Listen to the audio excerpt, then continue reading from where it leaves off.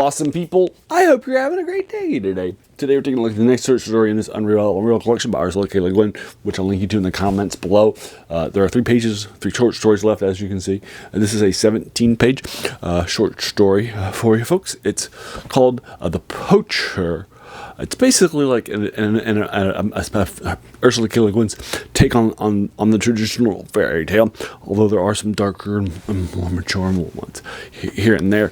But that's basically sort of my take on this for fun thing that's happening. So it's set in the fantasy section as a reminder, and fantasy and science fiction.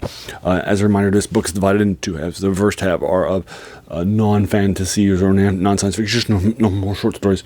And we're now in the second half, that second, which has her much famous stuff, science fiction and fantasy that she's well known for, right? And so for particularly science fiction, because she has a lot of classics in the field, like The Left Hand of Darkness that I've reviewed and read for this channel. I also read for this channel a novel called The Lathe of Heaven. That was on my bucket list, and I loved it. This is one of my favorite novels I read that year. So I also really like that too, for you folks. And so I picked up this collection because there's a short story in the science fiction section that won a Hugo called The Ones Who Walk Away from Omelas, which heavily influenced an episode from Strange New World Star Trek, which I'd never heard of before. And so I was like, let's pick it up. And then while I have this collection, I figured, let's go ahead and knock out the rest of this, right? It's 39 pages. I'm sorry, not 39 short stories and more than 700 pages, right? For folks. So I figured, well, we just go ahead and knock it out while I got it, right?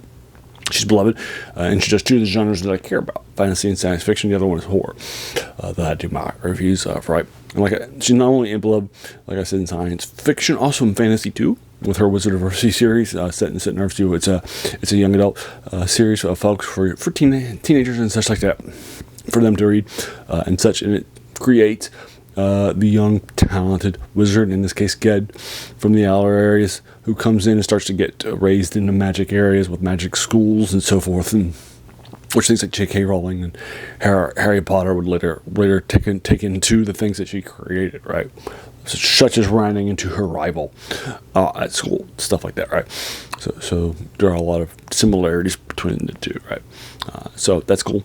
So now we're reading, like I said, the 17-page short story. It's called The Poacher, and so forth. It's set back in the olden days, and something that seems very similar to our own world, right? There are barons, and they're a peasant family on the edge of the forest, and so they're considered kind of a little bit outskirts and so forth. And our point of view character, the son, is the self-titled poacher, and every day he heads out into the woods, that's the king's forest, and grabs mushrooms and berries and that sort of a thing, and brings back food and so forth for the family. And he's going to have like the provider, because his dad's middle-aged and he guys got to work, and they have a farm that they own, but all that money, all the food from the farm goes to the baron.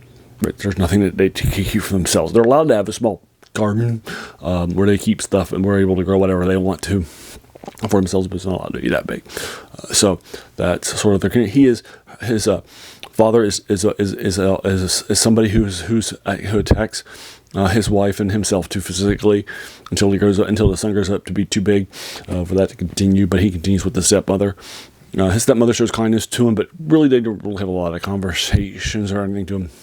Although again, she gets physically attacked in a domestic assault from his father too, and such. So that's kind of the thing.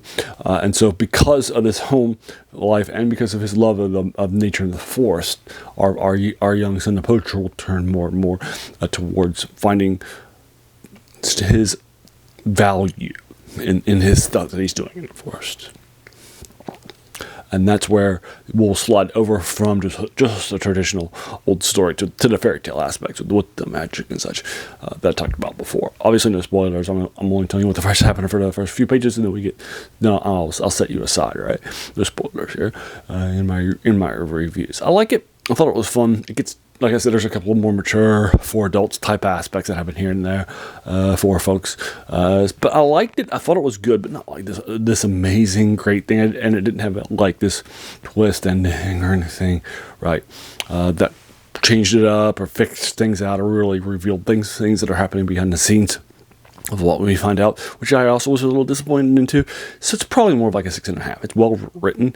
It's fast. It was definitely engaging. I knocked it out last night in about 40 minutes. But it was still not that really, and like I said, it doesn't have an ending that I liked. There's nothing tricky or surprising that happens that was set up right, and so forth. So it's more like a 6.5 for me. So that's it. That is The Poacher by Ursula K. Have you read it? If so, what did you think about it? Let's talk about it in the comments below if you enjoyed it. Or agree or disagree with my 6.5 out of 10 for you folks. As a reminder, this channel's name is The Worst Thing About New Books. That's a quote by a French philosopher, Jacques Schubert, who said that the worst thing about new books was that they kept us from reading the old ones, right? And so this is definitely an older word for you folks. If you enjoyed this video, why not hit that subscribe button? And if you're feeling frisky, bell icon too to let you know when I post my videos 3 times a week. Because there's going to be a lot more of these to follow. And then finally, I just want to thank you so much for taking some time out of your day and investing it and watching my video.